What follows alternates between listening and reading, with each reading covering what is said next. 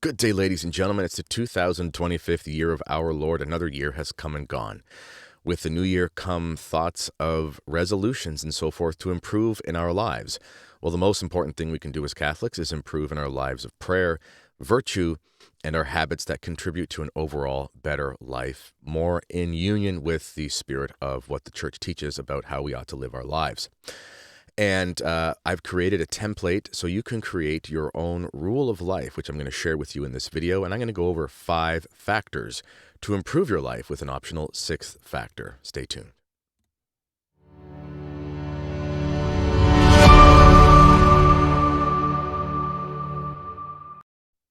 All right, as I said, 2025 is here. It's actually January 2nd as I record this. I think it's going to be released on the same day. As I said, there will be a rule of life template that you can download, and it'll be pretty easy to do that if you just follow the instructions in the description area for this podcast. If you're watching this on Substack, it's right there underneath the video. If you're watching this on YouTube, then you're just going to have to click the link for that Substack in order to get it. It is free, no strings attached. If you would like to sign up for the Substack as a subscriber, I would be very grateful to you for that. Lots of great stuff there for premium subscribers. And it's also just a great platform. Doesn't censor and those sorts of things. So if YouTube ever nukes this channel, then you'll know where to find me. All right, let's get into the template for creating a great rule of life. All right, rule of life, 5 factors. And I want to make it very clear. This is just totally customizable, and you can do whatever you want with this. It's very simple, and I'll show the template in a little bit, and you're going to use these to help create your own template. And I'm even going to share my own general template. It's not the same every day, but it's something that I endeavor to follow as much as possible. So factor number 1 is the daily rosary. So here's a quote from Our Lady of Fatima. She said, "Pray the rosary every day in order to obtain peace for the world and the end of the war." Well, of course, at the time, she was speaking about the war, the Great War that was happening, the First World War. There are wars in the world, but the meaning of that is actually significant for our lives outside of literal wars that are occurring between nations, because life on earth is warfare, as the quote there says from the book of Job. And as Catholics, we are going to war in the spiritual life, and we need to pray the rosary every day. And this means that we will have peace in our life if we pray the rosary every day. And I have a quote there from St. Augustine where he says, "Peace is the tranquility of order." Really, peace in our lives is about having order, as St. Augustine says. And that means having everything in its proper place. So that means having merriment when we're supposed to have merriment, and having discipline when we're supposed to have discipline. And it also means having a peace inside of us. And in order to do that, we do have to follow a rule of life, because let's be honest, the distractions of the world are everywhere, whether it's on our cell phones or when we're driving in our cars, and the crazy billboards and people in traffic, and our boss at our place of work who may not be our best friend, and raising children and all the pitfalls that befall parents today trying to raise children in this world, which is a very chaotic place for Christians. And so number 1 factor is that we have to have the daily rosary. Not only does the rosary bring peace to the world, but as importantly, or maybe more importantly, it brings peace to our interior lives by making sure that we spend 15 to 20 minutes every day meditating on the mysteries of the gospel through the beads and the prayers of the rosary. If there are any Protestants watching this, you got to understand that the rosary is the gospel on beads. We go over the life of our Lord Jesus Christ and certain aspects of the life of the Virgin Mary, which are all found in Scripture. So it's really a scriptural meditation done through this perennial prayer of the Catholic Church. Now I'm going to get into the rest of the factors as we go. They're not in any particular order of importance, but this number 1, where we talk about the rosary, that's the primary thing. And I'll tell you, in my life, and I'll show you my rule of life later in the video, I have a rule of life, and I follow it as best as I can, but I'm a dad of 6 children, and God willing, there'll be more children, and we've got babies and toddlers and everything in between, older children, smaller children. And life can be pretty chaotic. And sometimes I'm not able to fulfill all of the obligations as far as the rule of life is concerned, just because things happen. Children are teething, and Someone wets the bed, or someone has a bad dream and the night's weird, and professional obligations, I've got to travel, whatever. Things just come up. Life is chaotic. If you're living as a person who's not in a religious order, you have obligations to other people that you just can't avoid, especially if you have children. That means sometimes days are going to be completely chaotic, but I always make sure that I pray the rosary no matter what. And in fact, in the last 4 or 5 years or so, I can only think of less than 5 times where I haven't prayed the full rosary in the day. And one of the times, I was like really sick or something like that, and I was in and out of sleeping and whatever. Another time is my wife was having a baby, and we went into the hospital. It's a crazy, chaotic time, and I tried to pray, before I fell asleep and whatever, and I fell asleep halfway through or something like that. But the rosary is a part of my life every single day, even if I can't do my morning prayers or my evening prayers because something happens, or even if I can't do meditation, or even if I can't do the exercise and physical things that I'm going to talk about in the coming minutes. I make sure I pray the rosary. It's not very hard to do. It's 15 to 20 minutes total. You don't have to pray it all at once. In an optimal setting, you would have time to pray it all at once, and you'd have a quiet place for meditation and so forth. But it may mean that as you're driving your kids to hockey practice, or picking them up from school, or going to work, you pray it while you're driving. There's always time we can find that. And the rosary is a great prayer that we can do in multiple different settings. So that's number 1. All right, let's move on to factor number 2. Factor number 2, and remember, excuse me, I'm stuttering. Remember, none of these are in an order of absolute primary importance except for number 1. So following here, you can just think of these as things that are equal, and you can insert them in your life in any way that you like. I have here factor number 2 is wake/sleep earlier. So going to bed earlier and getting up earlier. And here's a quote from St. Augustine. And he says, "While we sleep, the angels keep watch by us, and they never tire of being with us." Sleep is important in the life of a Catholic. And, sleep is important in the life of a Catholic. And, of course, things happen, as I said, but we should really be trying to get a decent sleep. Some people need more sleep. Some people need less sleep. I don't suggest an arbitrary amount of hours. That's going to be up to you. But the important thing is that however much you're going to be sleeping, you're going to be sleeping well. So I say here, start with 15 minutes. And what do I mean by that? I mean, if you want to get up earlier and you want to go to bed earlier, make it extremely manageable for yourself and start with 15 minutes. So, when I talk about getting up earlier or going to bed earlier, people often think to themselves, well, I can't get that much sleep. I've got a chaotic life and I need all the sleep I can get. And I totally understand that. But, I have one of these watches on here, these Garmin watches. That I use for running and exercise, and it, measures my metrics and things like that. And I can tell you, this is just my own case study of myself. If I have a really bad night, meaning, the kids are up or whatever's happening, what it's like as a parent, if you're a parent. If I only get 4 hours of sleep, sleeping 5 or 10 or 15 minutes less is not going to make the difference. If you're having a bad night, you're having a bad night. That's just the way it is. And I always try to make sure that I wake up a little earlier than the rest of my family, for sure. Because no matter what kind of sleep you have, if you don't get a hold of the day, then it's going to be a worse day. If you sleep for 5 hours and 45 minutes, but you are dragging behind when you start the day, you're going to have a worse day than if you were to sleep 5 hours and 15 minutes. And you could get ahead of the day because you're still going to be tired. It's just the reality of some days in our lives. But if you can get ahead of the day, you're going to have a better day. You're going to have more peace inside. You're going to have that tranquility of order. You're going to have time for your morning prayers and so forth.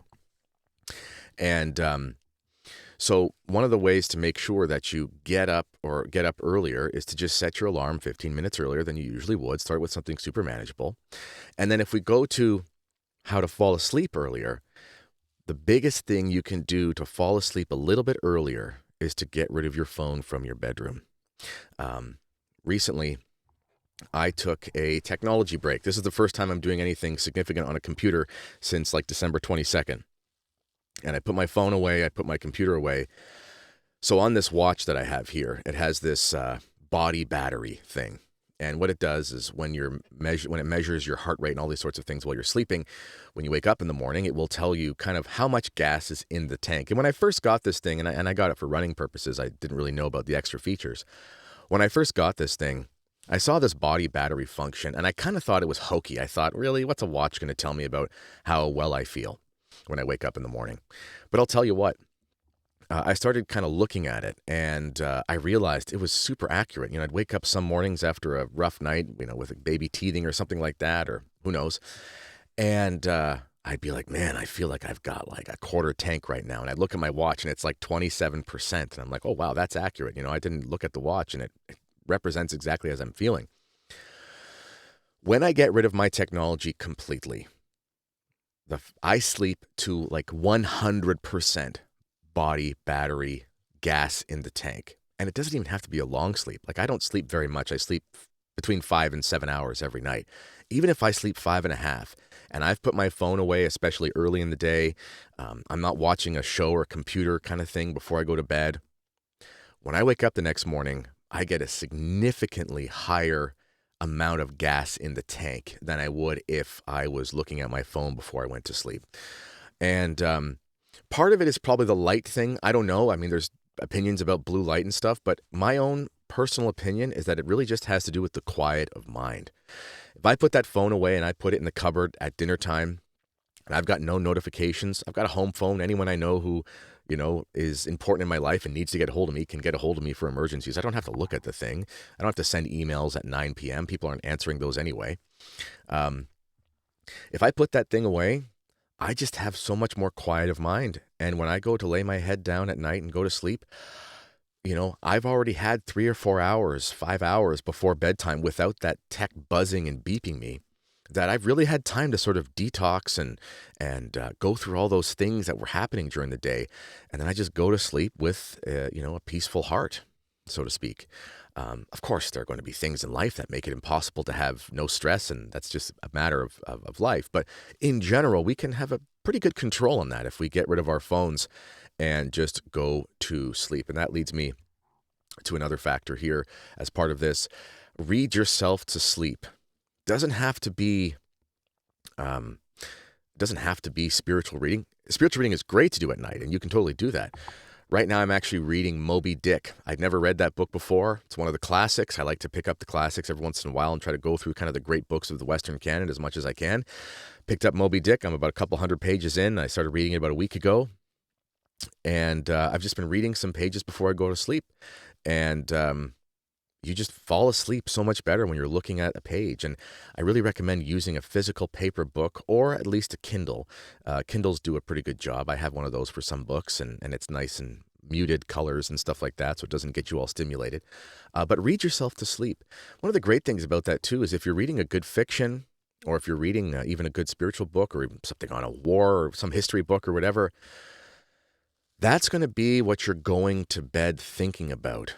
So it's going to stop you from thinking about all those things that happen. If you just lay there and stare at the ceiling, I'm thinking about my kids. I'm thinking about my job. I'm thinking about the vacation I've got to plan. I'm thinking about our budget. I'm thinking, whatever. You're thinking about all the things. That's going to keep your wheels spinning. But if you lose yourself in a book, you're just going to fall asleep with that book falling flat on your chest on page whatever, and you're going to be completely carefree as you go to sleep. So I recommend definitely reading yourself to sleep. It really helps as well.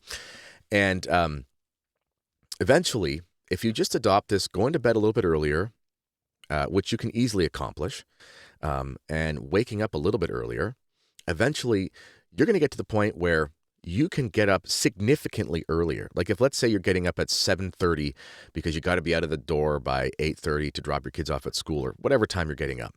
Okay, you go to 7:15, 7 o'clock, 6:45. I guarantee you're going to be at the point where you're going to find yourself getting up in the fives, which maybe you never thought was possible unless you were a farmer or, on a construction crew and had a big commute or something like that. And you're going to be more rested, and you're going to find that in those hours, those earlier hours of the morning, you're going to be able to accomplish so much, which is going to set up your whole day. In fact, you're going to have so much time early in the morning that you're going to be able to basically accomplish everything that's part of this whole 5 factors we're talking about here. And you'll basically have everything done before the day even starts. You'll have this complete, this feeling of complete productivity and accomplishment, and the day is just going to turn out great.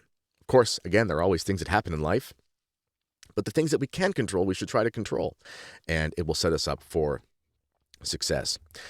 All right, factor number 3. I'm going to make sure I just press the right thing here. Factor number 3, spiritual reading / meditation. So St. Alphonsus Liguori says, the person who desires to advance in the spiritual life must read and meditate upon spiritual books. So my advice, and this is really advice that I've gotten from saints and holy writers, holy authors, start small. So you think spiritual reading, you're thinking to yourself, man, oh man, that means I have to go and read the whole New Testament this week. No, you don't. Start small. Read a page. Read a paragraph. I'll show a template of my wife's general daily routine rule of life.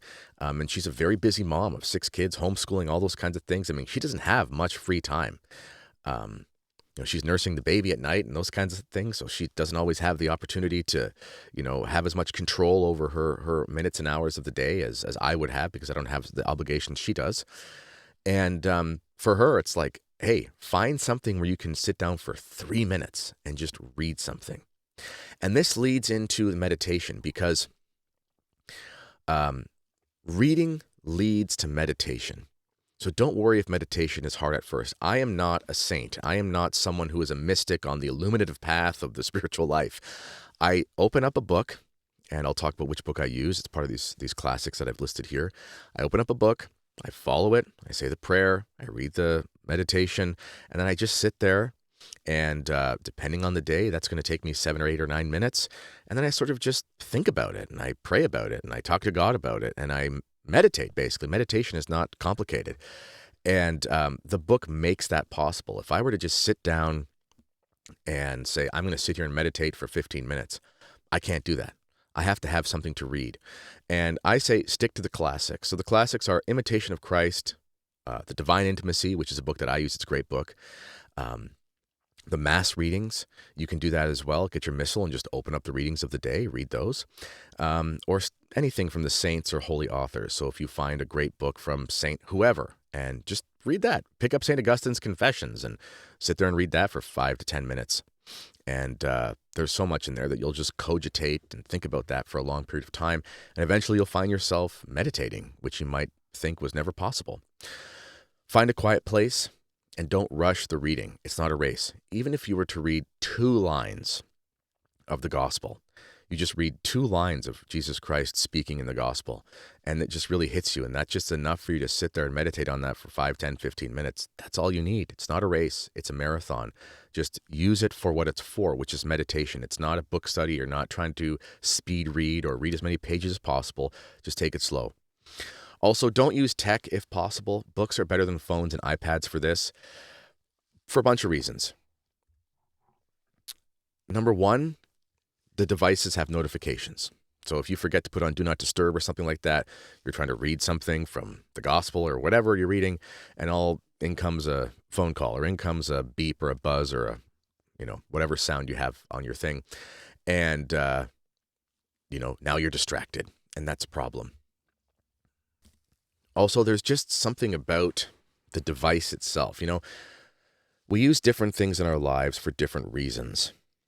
So the device that we have in our hand has a lot of profane, I don't mean evil, but just profane uses. So the phone is for texting. The phone is for calling. The phone is for emails. The phone is for videos and podcasts and pictures and so forth. All of those can be good things, but those aren't spiritual things. The nice thing about picking up a book that you use for spiritual things is you pick that thing up. That thing is for spiritual things. It's a spiritual time with a spiritual instrument. It just kind of helps you get that state of mind. And that's my main reason why I would say to stay away from the devices for that sort of thing. And also, keep the thing you're going to read or use to meditate somewhere you can't ignore, like your bedside or kitchen counter, etc. I have a place in my house. It's in my living room. There's just a little basket with rosaries and books. There's just the books that I use right there. There they are. And That's what I use. I can't ignore them. Sometimes I don't actually have one right now on my desk here in my sound booth, but sometimes, if I'm super busy and I know I'm going to have a hard time finding time for this or that reason, I'll actually just bring a meditation book down with me to my office. I'll just set it on my desk. And even if I can't do it right at that moment, it's just staring me in the face. So eventually when I figure out something I had to just kind of finish quickly, it's like, okay, the book's right there. I can't avoid it. It's staring at me. It's telling me, pick it up and use me for your prayers and meditation. And luckily for me, I'm in this literal sound-treated podcast voiceover booth. So it's very quiet in here, but try to find a quiet place, as I said. All right, let's move on to factor number 4. So factor number 4 is about physical activity. And I'm going to get on my soapbox a little bit here. This might seem like more sort of fitness advice, and I'm not trying to be your fitness influencer, God forbid, but I think this is super important. And I have a quote here from St. Ignatius of Loyola to back me up. He said, "Remember that bodily exercise, when it is well ordered, as I have said, is also prayer, by means of which you can please God our Lord." So the first thing is, do something every day. And the reason I say do something every day, and I'll explain what I mean by the types of exercise that are listed below.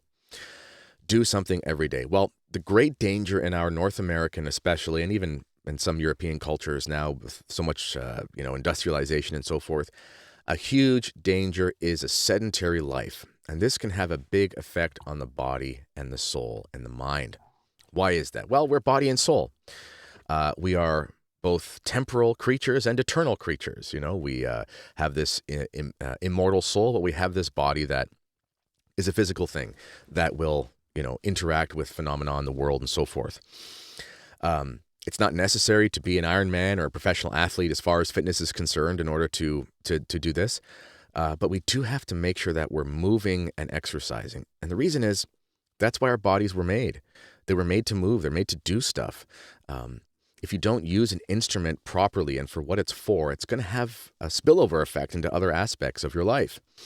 And if you have constant physical pains and ailments and bad health of your body, those are going to be things that are going to take up a lot of your energy and a lot of your emotional, your emotional energy and your psychological energy.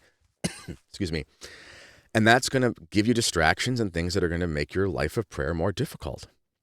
So when I say do something every day, be responsible, be reasonable about your state in life, but every day you can go for a walk. It's amazing to think about how little we move in our Western culture nowadays. We sit in cars, we sit in offices, we sit on trains, we sit.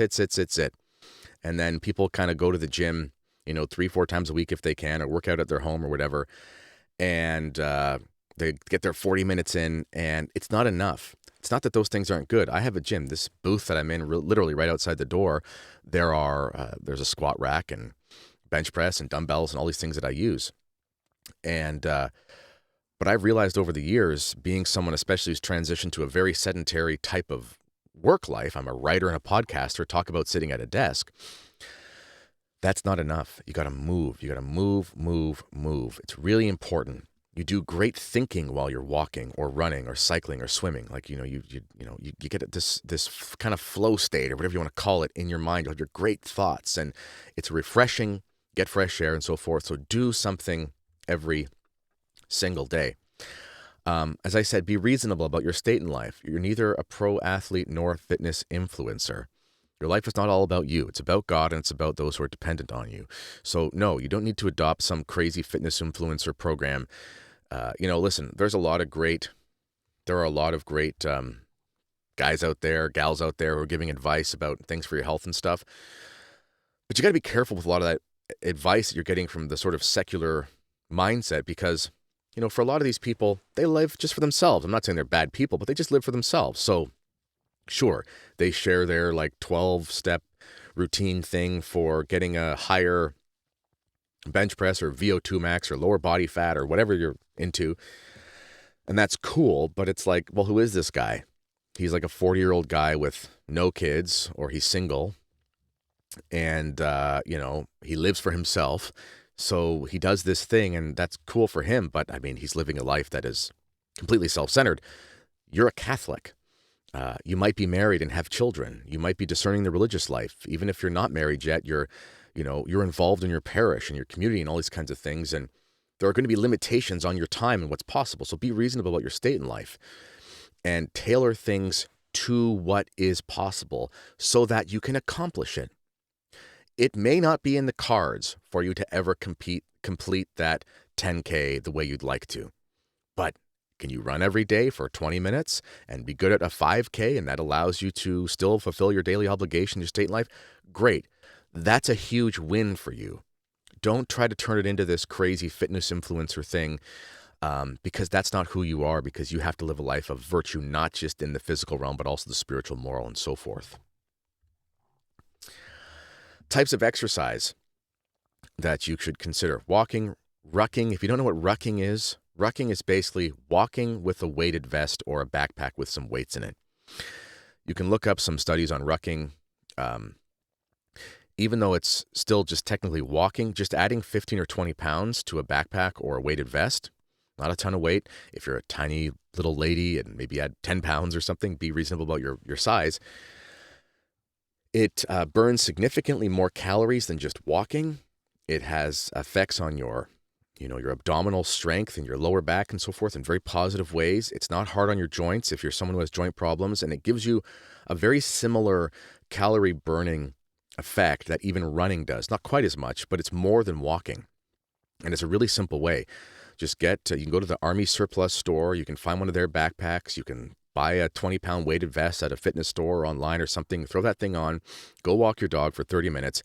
You'll be shocked at just how much that little extra bit of weight is effective in helping you get a greater exercise.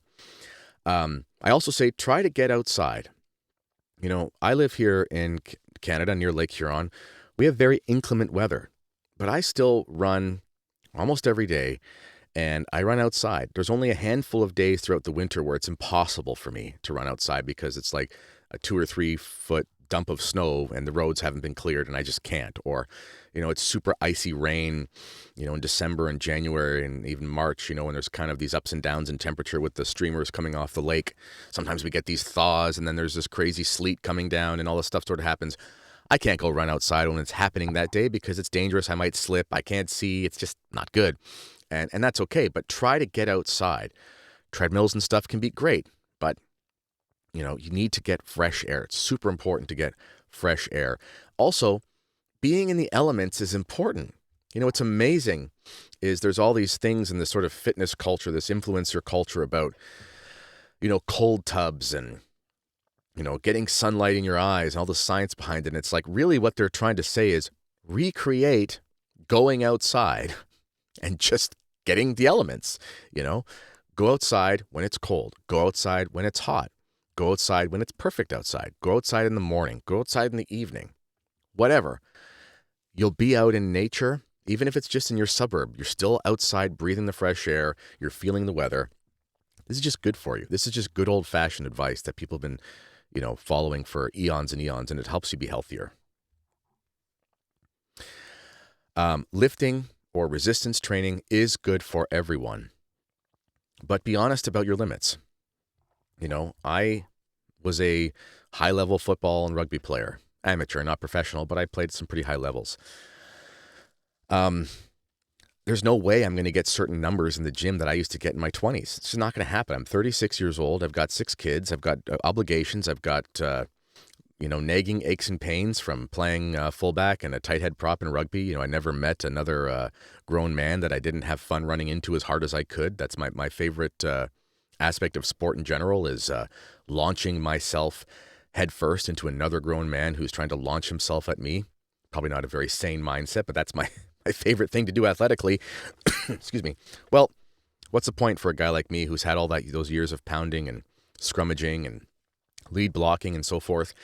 It's not worth it for me to try to get a PR on my deadlift, a personal record, or, try to get the biggest squat I've ever had in my life, because I'm going to pay for that later based on what I've already done. So I tailor those things for what is possible for me and what is good for me. But resistance training is important.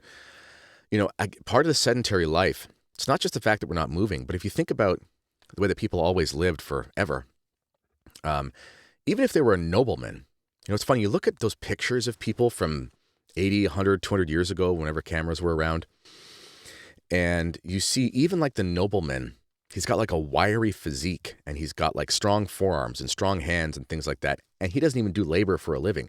Why is that? Well, he'd be doing things like riding horses, which requires a lot of grip strength and ab strength and thigh strength and things like that. Having resistance and having to push through that, super important for your life. Anyone at any age, obviously talk to a health professional if you've got crazy injuries or something, but anyone at any age can really find a way to do that in a responsible way. Lots of different things you can do. It doesn't have to be powerlifting or CrossFit, but just some resistance training. And again, to bring this back to the life as a Catholic, the spiritual life and the prayer life, if you have a body that's functioning better, you're going to feel better. You're going to have more energy. You're going to sleep better. You're going to be in less pain. Those things are going to be good. That's going to help you be able to accomplish your obligations and get ahead in life in ways that would be more difficult if you were lagging behind. The last thing I'll say here, I have this little heading for dietary considerations and hydration. I'm not here to tell you about how to eat as far as like what diet you should follow. But I was in Europe. Well, I used to live in Italy as a youngster, and I was in Europe 3 times this past year. I was in Ireland, and I was in England, and I was in Italy. And it's amazing in the traditional European cultures how much healthier the people, generally speaking, are. And they don't follow any particular diet. They're not like, not everyone in Italy is eating carnivore or, low carb or whatever. They just eat like Italians have always eaten, but they're just healthier. They're usually more slender. A lot of that has to do with the fact that they walk all the time because their civilizations are more ancient, so they're not built for cars. Cars were something that came later on when cities were already established, so they still have the necessity to do a lot more walking than we do here. But also, it's just kind of their approach to food. They don't snack. They don't drink pop all day. They just kind of eat their meals with their families. And they don't spend tons of time eating in the car. And the food is something that is part of their life, that is sort of part of their daily ritual. It's not the thing that controls their life. In North America, we're in such an industrialized sort of, business first mentality, production first mentality culture, that food is something that's seen as like merely fuel. And you even see this with the diets that people follow. And there's nothing wrong with, do whatever you got to do is if you have health problems and you got to follow a diet. I get that. But food is supposed to be more than fuel. It's supposed to be something that we share with people. It's supposed to be something that we make. It's supposed to be something that we cherish, that we use as part of a balanced lifestyle. And the setting that we eat in, who we eat with, when we eat, how much we eat, those things are super important. So again, I'm not here to tell you, what diet to follow. I don't follow any particular diet myself. But think about how you eat and why you're eating. Is it for emotional stimulation? It's like your boss is being a jerk and every day at 3 p.m. you're tired of it and you go to the vending machine, you grab a Snickers bar and a can of Coke. I'm not here to judge drinking a can of Coke or eating a Snickers bar. I'll do that sometimes myself. But it's more like this is just an emotional cue for you. It's not really about the nourishment, and it's definitely not about the ritualistic aspect of sharing food with loved ones. It's just literally like a little piece of pleasure that is like smoking a cigarette. When we start to do things like that with food, that is a reflection of our general virtue in life, because you could skip that and you could just wait till dinner and you'd be fine. And that. But in that moment, it's just like, how can I get this quick fix of something that makes me feel good and I can put in my body? Again, it's like smoking a cigarette or whatever. I'm not judging if you smoke cigarettes. I've been known to enjoy various forms of nicotine and tobacco in my life. But it's just more of thinking about how you do it. So think about that as far as your health is concerned. And as Catholics, we need to be able to fast. We need to be able to restrict our calories.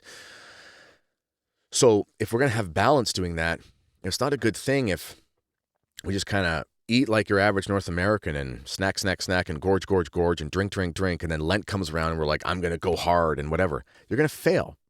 So just have a balance and have a virtuous way of approaching food in your daily life. And then you'll have more balance when it comes to those penitential seasons. And you'll have a better penitential season because you're not going to be starting from a deficit. You're going to be starting from a good place, and you just make it a little bit harder for yourself.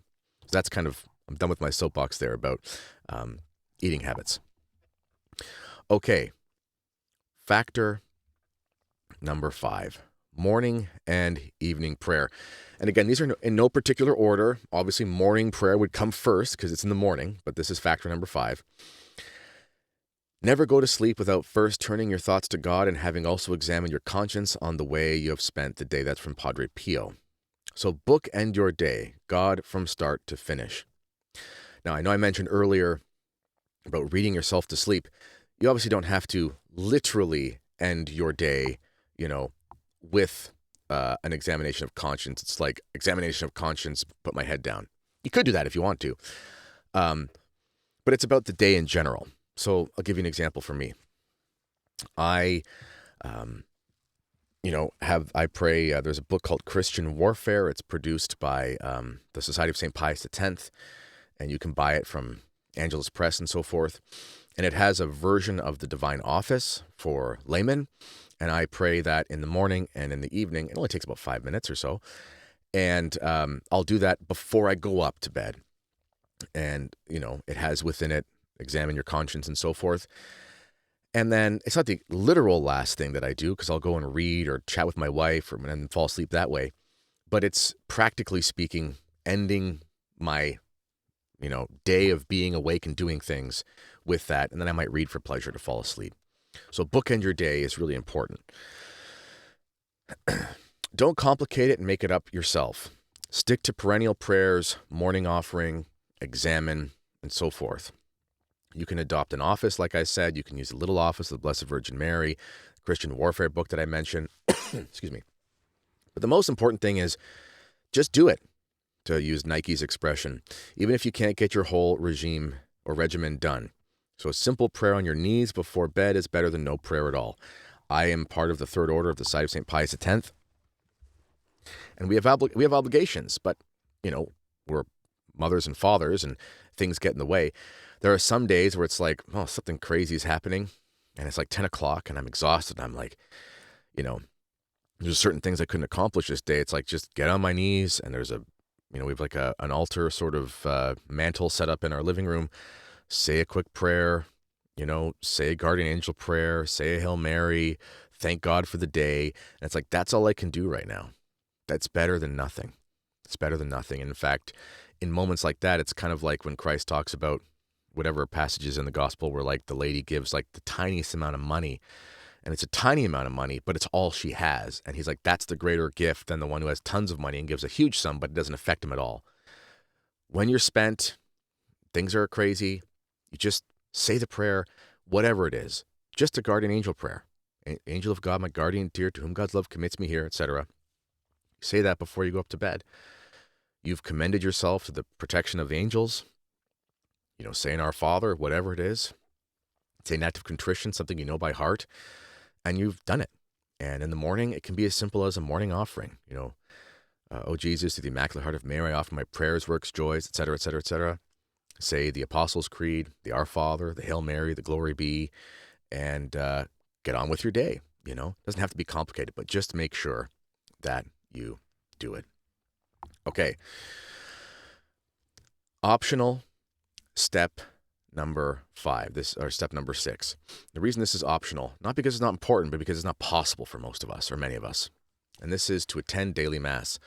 St. Alphonsus Liguori says, the Mass is the most holy act of religion. You can do nothing that can give greater glory to God or be more profitable for your soul than to hear Mass both frequently and devoutly. Attend the traditional Latin Mass where possible. Obviously, I don't recommend the Novus Ordo. You know me.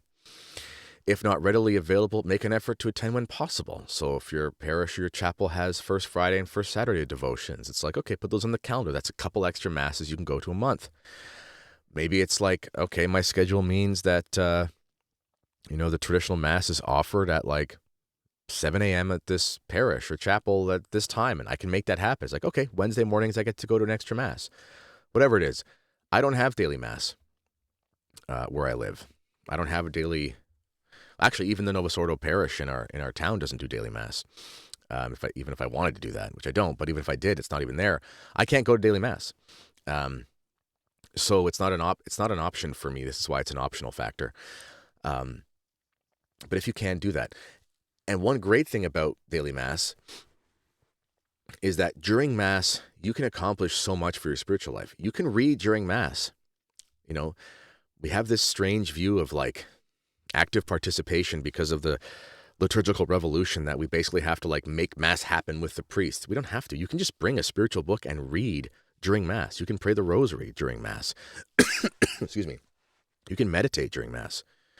If you have this available, like you have a 7 a.m. daily mass, you get to mass, walk to mass, you've accomplished, the activity part of it, and you get everything done during that. How amazing would that be? So attend daily mass if possible. All right, now I'm going to show you the template that I mentioned at the beginning of the video. Now, before I show you the template, I actually just wanted to mention quickly, one thing that can help you have a great year is come to the Canadian Martyrs Men's Conference, the 3rd annual, taking place in Stratford, Ontario, February 7th and 8th. Thank you to our sponsors, Regina Pilgrimage and Catholic Heritage Tours. It's a great, amazing event. Father Stannis is a keynote speaker, Al Smith, Fulton Sheen Extraordinaire. I'm giving a talk, another speaker, TBD. There are sponsorship opportunities if you're into that. Much of it is actually sold out. And you can actually relive the 2024 conference. You can see these videos there if you want to know the kind of things that you're going to be able to see. It's a wonderful event. It's an absolutely wonderful event. This year, the theme is Christ is King, and the kingship of Christ for the 100th anniversary of Quas Primus, which is the document Pope Pius XI wrote on the kingship of Christ. Okay, so the link for that is in the description area to the podcast. So here's the rule of life template. And I'm going to get rid of the side thing there. Good. Okay, so actually, thank you to my wife. She made this. I'll make this a little bit bigger so you can see this. So here's the rule of life template. And there's a quote here from St. Clement of Alexandria, and I'll read that to you. He says, "The perfect person's rule of life, the perfect person does not only try to avoid evil, nor does he do good for fear of punishment, still less in order to qualify for the hope of a promised reward. The perfect person does good through love. His actions are not motivated by desire for personal benefit. So he does not have personal advantage as his aim. But as soon as he has realized the beauty of doing good, he does it with all his energies and in all that he does. He is not interested in fame or a good reputation or a human or divine reward. The rule of life for a perfect person is to be in the image and likeness of God." That's St. Clement of Alexandria. So here's a template. And there's a schedule thing here, which can be loose, and it doesn't have to be completely fixed, but it just gives you a guideline. It has the factors we talked about, the 5 factors plus the 6th additional factor. Place for notes. And here's an example of my general daily life. So somewhere around 5 a.m., I wake up and I go for a run. After that, I do my prayers and meditation. Get ready for breakfast, get ready and make breakfast. I have a morning block of work, lunch with the family, afternoon block of work.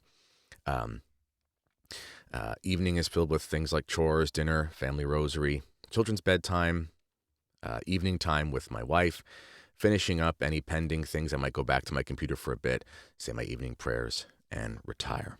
That might seem like it's a lot. You're thinking, oh my goodness, you wake up so early, whatever. Well, I didn't get here by doing it all at once, and also this isn't that impressive, and many people have more obligations than I do. Also, this is fluid. Sometimes in that early slot, I might lift weights instead. Sometimes I might, run in the morning and then also slip in, somewhere around 3 o'clock or 4 o'clock, depending on my workload. I might also slip in a weightlifting workout as well on that day. Here is my wife's sample template. She doesn't wake up as early as I am because she has reasons why she sleeps less than I do because of the babies. She wakes up, morning offering, get ready for the day, chores, breakfast, start school with the children somewhere in around 9 o'clock, finishes up school, the morning portion of school, starts lunch, etc. Get the little ones down for naps, give the big kids quiet time. And here you see her time is different because of her obligations. She's going to do her spiritual reading, which is maybe a couple paragraphs. She's going to do that after lunch when the babies are sleeping, using that quiet time. So you can use that quiet time to do some baking, laundry, cooking, whatever. Then we have a similar evening where, supper, family rosary, and so forth. And she goes to bed a little bit earlier than I do, which is much deserved considering the difficulties of her obligations as a mother.